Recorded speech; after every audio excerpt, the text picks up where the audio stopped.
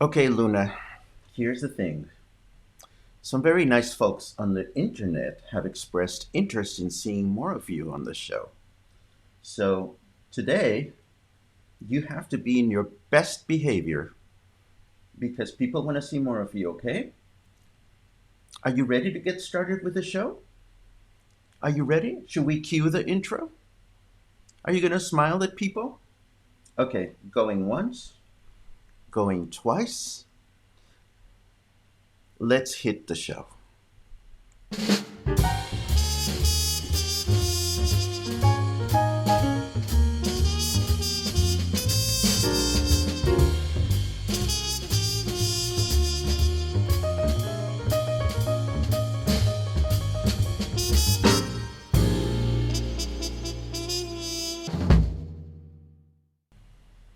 Good morning, everyone, and welcome back to Coffee and Headlines. Today is Thursday, May 28th, and we get together every morning to share time with Luna, of course, with my kitty cat, and to share headlines and news as they relate to our life here in Puerto Vallarta. If you're new to these broadcasts, my name is Paco, and I hope you'll stick around because we have some interesting, important stuff to share. Always a little bit of serious news and a little bit of leisurely information that is important to our souls as well. I certainly hope that today you are in a good mood because it's going to be tense, and it's going to be a tense few days as we get a better understanding of the new normal and how we're going to start opening and how it will affect us and whether we'll be able to open or not. If you are new to these broadcasts, please share your name with us and type the word new in the comments so that we know who you are and that we know where you are and that you're doing okay. As always, we have many, many friends that join us on a regular basis, and it's always great to see you all. Um, uh, David just just cuts to the chase with, can we make sense of the non-start on June 1st? Well, yes, we're going to get into this because everything is very, very, very confusing. We will talk in detail about what we know, which, the number of conflicting headlines over the last 24 hours from reliable sources has been really spectacular. And of course, it's difficult to make sense of it, but we'll try to make sense of it together. We will definitely do that. It's great to see you all. Um, Thank you so very much for the nice good mornings, everyone. And good morning to everyone. Um, Luna's here to say hello to me, definitely. She likes to keep me company through the webcasts, and it's always nice to have her here. And of course, it's nice to have her in my life. Anyhow, let's see if we have any important. Claude, oh, you're going to Canada. Oh, that's wonderful. I hope things are safe up there, and I hope you can get home safe and sound. And of course, I hope you will continue tuning into what we're doing. Good morning, Bob. I hope the weather and things are good in Sacramento. Lynn, welcome to Coffee and Headlines. Please get comfortable, grab a cup of coffee or tea, whatever floats your boat, and hopefully we will become good friends through the internet. Um, Karen tells us that she's new and she came home on May 15. It's good except for the weather. Karen, stay safe wherever you are. It's good to know that you're joining us. You're always welcome to join us. Good morning, Kathy. Sherry, I'm glad that you're here with us. Your first time watching. This is awesome from the Lake of the Ozarks, Missouri. I've never been to your neck of the woods, but just the name sounds delightful. I hope you're well and I hope you are healthy. Natalie, local, welcome for the first time. This is great to see that we have new friends.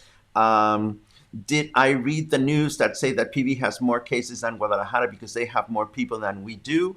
Yes, I did.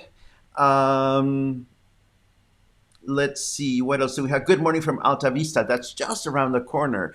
Anyhow, let us get started with some of the headlines because it is important that we understand what's going on. And for starters, um, well, first of all, let us cue the headlines because we like to cue the headlines.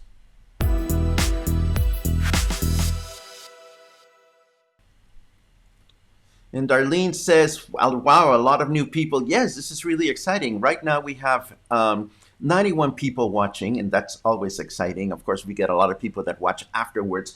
But here is the bottom line of what we're going to talk about, and it has to do with this stoplight that the Mexican government, that the federal Mexican government has established. Starting on Monday, states of our country can find themselves in any one of these four modes according to where they are with the pandemic numbers. If your state is in the red over here, it will mean that all the safety measures will continue to be in place and only essential work will be allowed. If your state is in the orange, you get those two plus limited activity in public spaces, and we continue to take care of people in vulnerable states. Obviously, we continue to take care of people in vulnerable states here, and spaces are not open, public spaces are not open, and there's no school activity. If your state is in the yellow, then we continue to take care of ourselves with safe distancing, washing our hands, face masks, so forth and so on. Essential workers are allowed. Reduced activity in open spaces. People with in vulnerable states should be careful still, and no school activity. If states are on the green, which is the final category over here, then everything goes within measures, of course. We continue to look after our safety, social distancing. We continue to wash our hands frequently, wear a face mask. Essential work is allowed, and non-essential work is allowed. Open spaces are public spaces are open. People in vulnerable situations continue to be careful just to keep things safe, and schools resume activities. So it all looks nice and dandy and peachy. But again, over the past 24 hours, the number of contradicting headlines from reliable sources has been confusing and amusing or bemusing, depending on your state of mind. I'm trying to stay as optimistic and positive as I possibly can.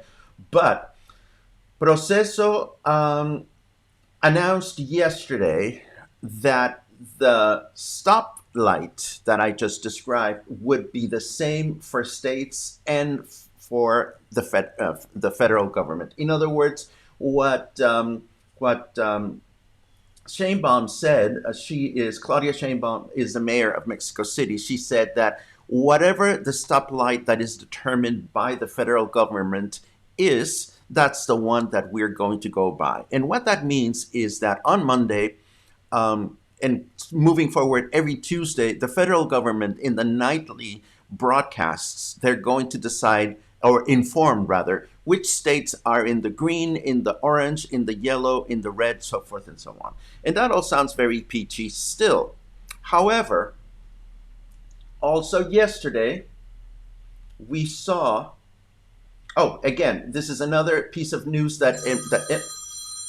oh dear, sorry, hold on just a second. The Luna Cam. Okay, hold on. Sorry about that. See, I'm using my cell phone for the Luna Cam, and it rang, and now I put it away. My apologies. Anyhow, this other headline confirms the fact that the only guideline for the stoplights is going to be federal. However, Proceso also tells us that yesterday our governor said there will be no submission in the state of Jalisco, and we will only use our own stoplight. And what this means is that our rogue governor, who we've appreciated very much for being so proactive with the pandemic. If you look at the curves, you see that Jalisco is one of the states that has the lowest number of cases all around. Our governor said, well, come June 1st, we will continue to have our own guidelines, so forth and so on.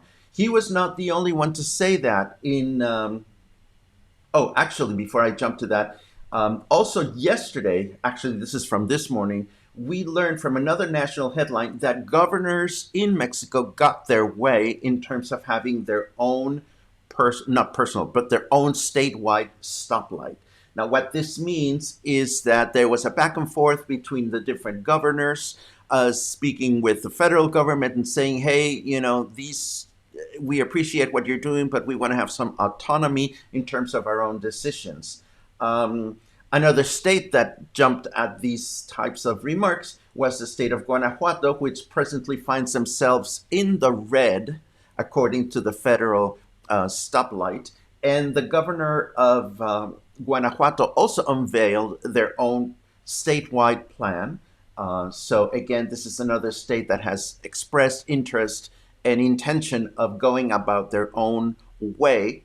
And finally, the federal government announced, and again, this is from this morning, that the Secretary of Government will allow for state stoplights or state guidelines only if they increase protection. In other words, only if they are more conservative in care than not. And I use the word conservative carefully here because by saying conservative, I am not meaning politically speaking. In other words, what the federal government says is, okay, states, you want to do your thing, you can do your thing as long as it is more prudent than not. Okay, so we know that we have the federal guideline, which will be announced on Monday. We know that we have the state guidelines that will be announced also on Monday or before. Actually, our governor, the governor of Jalisco, was live last night on his personal Facebook account indicating that it will be tomorrow evening that the government of Jalisco will announce their own guidelines moving forward into the new normal. However, we also have this. Unfortunately, he also said that in Jalisco, one of the last activities that will be resuming will be tourism. And this is a hard blow for all of us because, so many of us rely on tourism. Hotels will be allowed to open on June 1st. We know that, but they will only be allowed to be open to operate at 50% capacity and without any kind of common areas open, which is also contradictory because hotels have restaurants and restaurants are allowed to open at 50% capacity. So if you're a restaurant in a hotel, I can only assume that you will be allowed to operate your restaurant at 50% capacity within your hotel, but things like gardens and pools and things like that, not yet. This also means that bars and nightlife and all the things that are so important to our community will not be allowed to open just yet. This is, unfortunately, it's challenging to hear, and it's also frustrating for many, I am sure.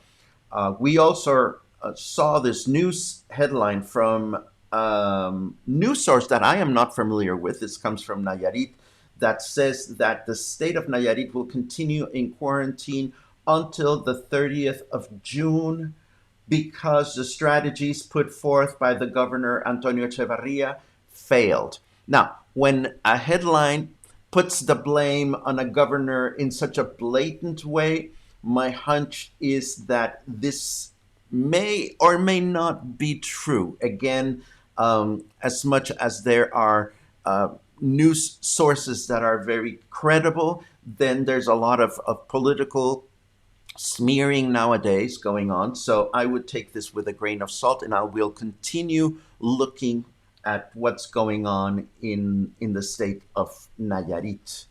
And of course, we have another one coming from our governor saying that the rate of cases is going to continue in the state of Jalisco. This is important to emphasize because it is important to remember that there is a progress in the pandemic, and Jalisco is still in this phase of the pandemic in which cases continue to increase. So if I bring back this this comment by Ellen. Did I read that the PV News said that PV has more cases than Guadalajara? I did and I didn't, because you're not quoting a specific source. I don't know exactly which one you're referring to, but what I do know is that cases continue to be on the rise, and that's the nature of the pandemic. Now, what does this all mean for most of us, or many of us, is that we have to continue exercising care and caution when we go out, et cetera, et cetera. The next 3 days are going to be crucial for obtaining clarity in terms of how things are going to look as we move forward.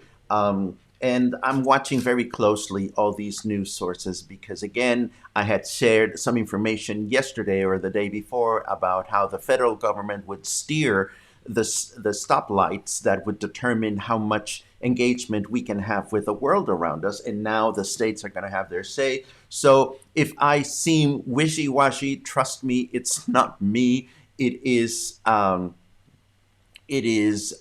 what we're reading. Sue Pearson says that this source came from Puerto Vallarta Daily News. I know that they exist. I don't follow them, so I don't know where they get their information from. Again, what we do here at Coffee and Headlines is I have the number of news sources that I like to follow. You know them quite well because I've published them on the website before. I look at other news sources with caution because I question other news sources' editorial integrity. Now, I'm not saying good things or bad things about Puerto Vallarta Daily News. I am just saying that I don't read them frequently. Now, let me take a quick look at some of your questions to see if there's anything important that I can address to make your lives even more colorful. Although I must say that if you have at least a little bit of humor left with you, I can quote a famous philosopher from the 70s with the following expression. The shit's gonna hit the fan. There you go. We still have some sense of humor around here. Dum ba dum bum bum. This is my first time. Oh, we already said hello to you. We already read that. Karen, you're from Saskatchewan. Good to know. Thank you very much. Swimming pools with chlorinated water, whatever. Well, I don't mind the chlorine anymore. I just want a swimming pool, I swear. Guys, as far as this Puerto Vallarta Daily News, if you can share the URL with us, that would be wonderful, because that way we can see what that is about. And I'd be happy to bring it up on the screen right now so we can look at it together if somebody is kind enough to look for the...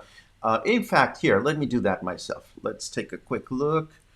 Puerto Vallarta Daily News. Let's see what our friends at the Daily News are up to. Because two of you have brought this up. Puerto Vallarta begins plans to reopen. No, that's not the one. COVID Puerto Vallarta number is worse than the daily numbers revealed. Is this the one that you guys are referring to? If it is, please say yes. So I'm going to keep this here. If this is what you're referring to, I'll be happy to address it. If not, please send me the URL so that I can take a look at it with you, and we can either confirm it or deny it or question it or validate it as much as we can. Okay, so I don't see any more. Oh, Sue says yes. This is the one that you're referring to. Okay, I see 2 yeses. So let's go back to this. Okay. So COVID-19 in Puerto Vallarta is worse than the daily numbers reveal. This comes from Dr. Jorge Tellez Lopez from the university. Yes, I've read this before, and I've read that there are some focuses of infection in Cinco de Diciembre, in Las Gaviotas, Santa Maria, and I've read this before. I read this yesterday. And you know what? I read this yesterday, and I chose not to bring it up because...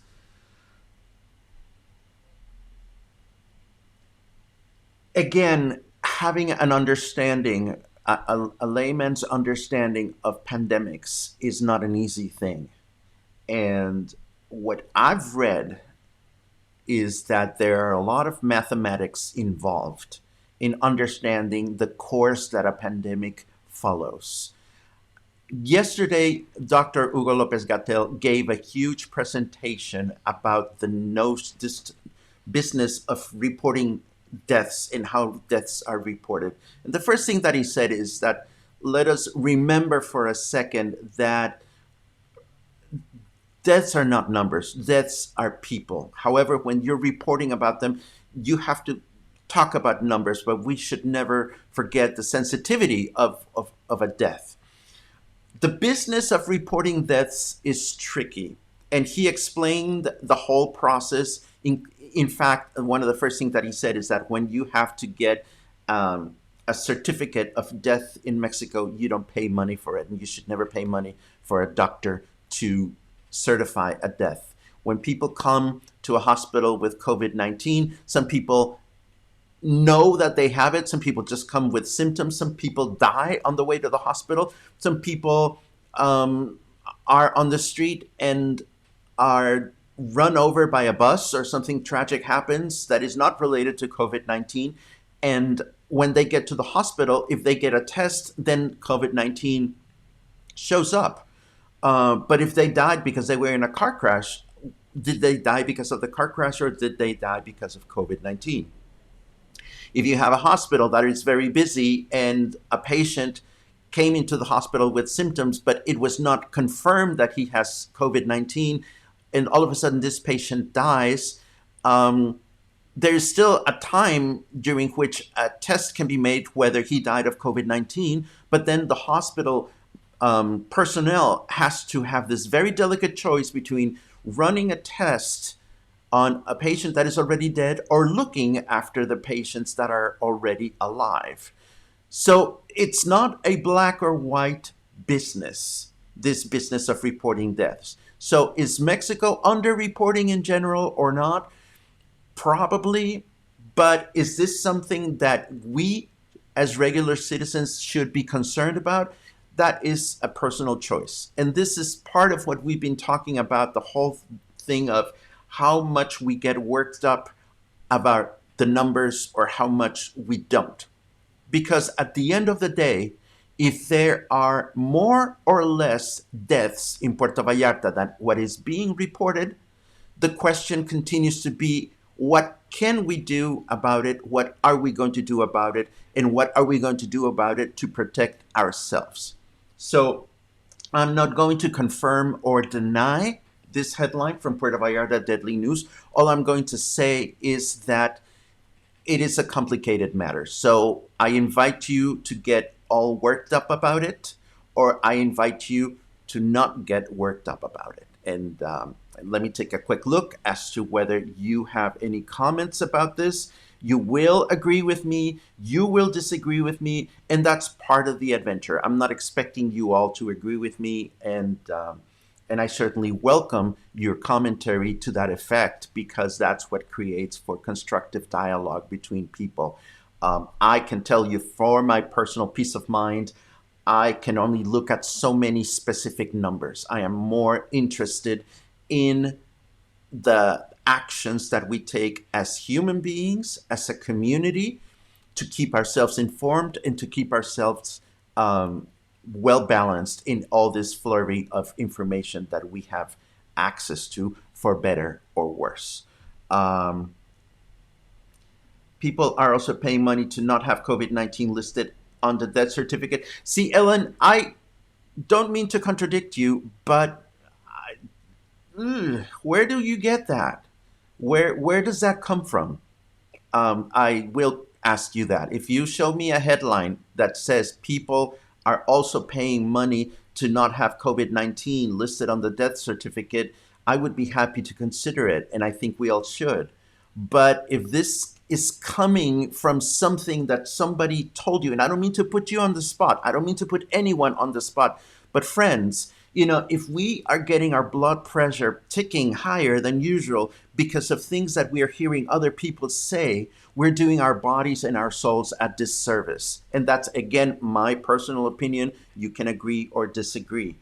Cheryl says, to me, a good metric to be tracking that doesn't raise hospital capacity. Yes, you're absolutely right.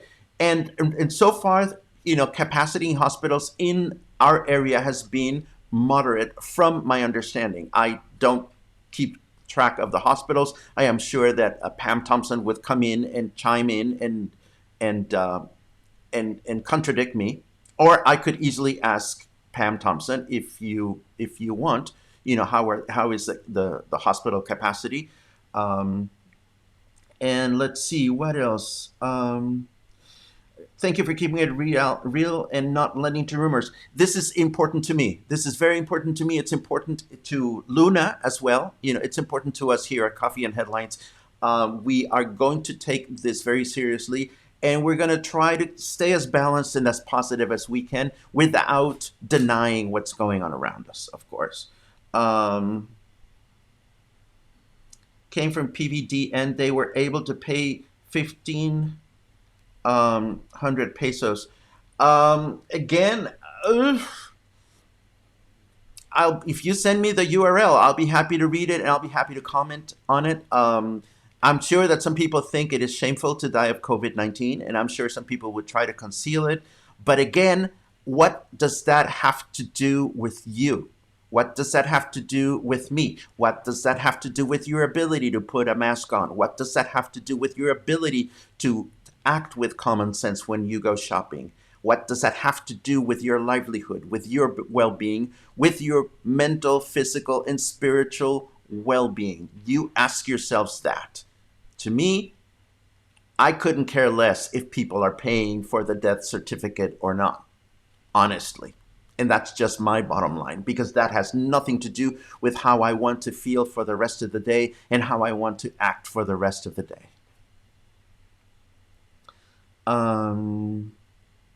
Would see, would be nice if there was a list of hospitals with number of beds and current occupancy. Um, there are reports made by the federal government, and the reports are available on a state basis. You can consult that on the federal government's COVID-19 website. I'll be happy to look for the URL. Again, when I look at the nightly reports, I look at the percentage for the state of Jalisco. I don't look at municipal information because there is no municipal information that I know of unless the local government has it. But again, I don't know if they do. Really alarming story in the New York Times this morning. I haven't seen it yet, but I'm going to look for it because I always enjoy reading the New York Times. I get a few free articles, but then I don't get that many, and that's just the way it is. I'm not subscribed, but I do watch some of the really, really good ones. Let's see, because we don't have any new interesting comments about this, let us switch to a little bit of leisurely stuff.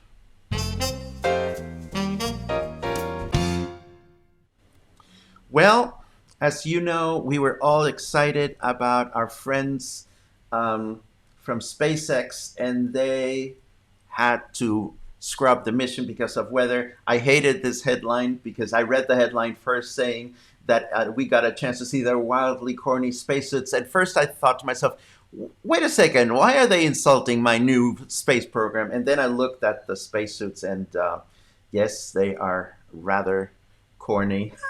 I think. But at least it's nice to see that they don't look all covered with gear and stuff as the old astronaut spacesuits used to look. I hope to believe that these are as safe as all the other ones. Um, Also on the leisurely headlines, and I put this on leisurely because it's becoming entertaining. Trump is threatening to close down social media companies. Can he actually do that? Read about it on Vox. The short of it is no. And that's as much time as I want to dedicate to this, because clearly everything that this man is doing lately has to do with distracting people from really important stuff, and we're not going to enable that ourselves. I want to remind you, of course, that Zoe Lewis and the Social Distancers are going to be on this afternoon. If you enjoyed our time with Zoe when she came onto the show, I am sure you're going to absolutely love her live shows. So if you have a chance, tune in to Facebook this afternoon at 5 p.m. local time, 6 p.m. Eastern, and I am sure she'll bring a lot of smiles to your faces.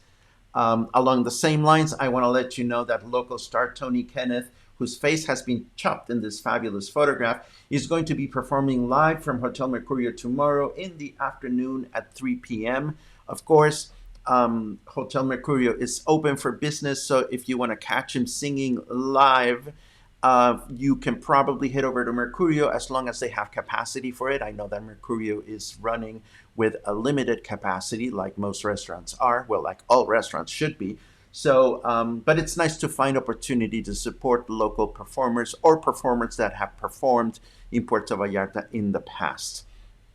Let me take a quick look at your final comments. Oh, Lynn, that is so very kind of you. Feel free to let us know what you're all about, what your life is, if you have a business here, if you're a local, if you're a tourist. We enjoy learning about everybody that joins us and helping out promote everybody's endeavors as much as we can. Um, what are the chances of us that love PB being able to come back this fall? I think the chances are really high, Karen. What is going to probably happen is you're going to find a different Puerto Vallarta. I think that this pandemic has a great opportunity to make us become better humans, and bring out the best in us. And it'll also be a different Puerto Vallarta because not all the restaurants are going to be able to come back. Not all the shops are going to be able to come back. And that's just the nature of the beast. I am not forecasting anything grim for anyone. I respect very much the work that everybody is doing to stay afloat. And along those lines, I want to send a huge shout out to three individuals. One of them is Pam Thompson, the other one is Trisha Lyman, and the other one is Jet de la Isla. Why? Because the three of them have either forums. Jet de la Isla has a Puerto Vallarta Gay Everything You Want to Know forum.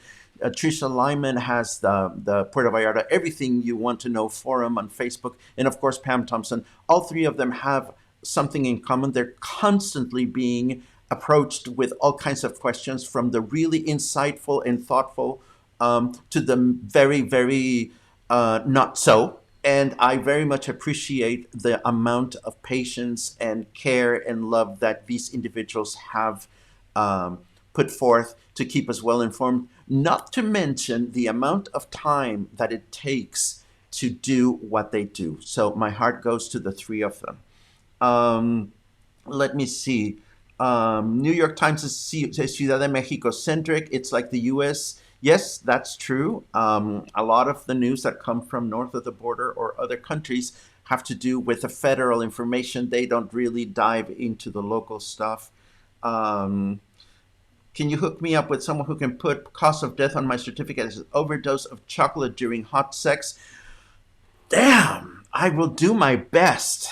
I have received a couple of requests to put people in touch with someone that can change their certificate to overdose of mindless Facebook commentary and negative information, but I'm still having a hard time finding somebody who specializes on that.